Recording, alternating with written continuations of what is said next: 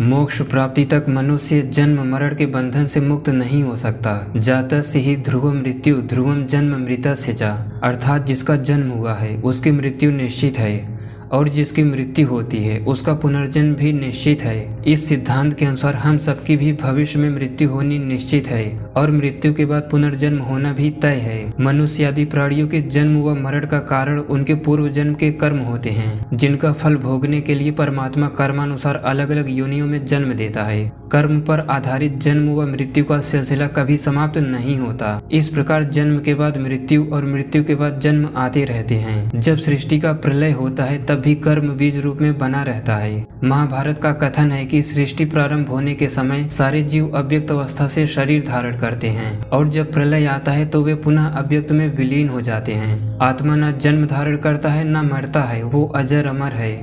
न जायते म्रियते वा कदाचिन नायम भूत्वा भविता वा न भूयः अजो नित्यः शाश्वतो अयम पुराणो न हन्यते हन्यमाने शरीरे। आत्मा के लिए किसी भी काल में न तो जन्म है और न ही मृत्यु।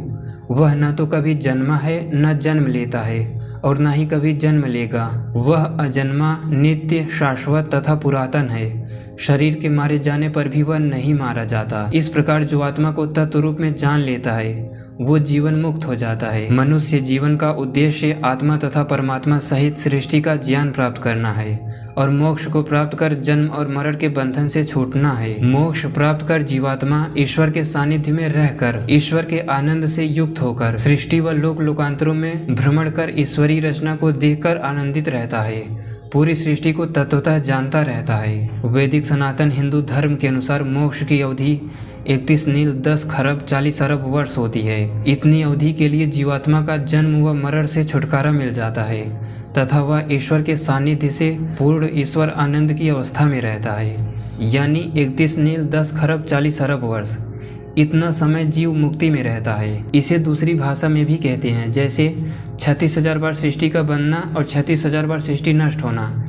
इन दोनों को मिलाकर जितना समय होता है उतनी अवधि तक जीव मुक्ति में रहता है। धन्यवाद।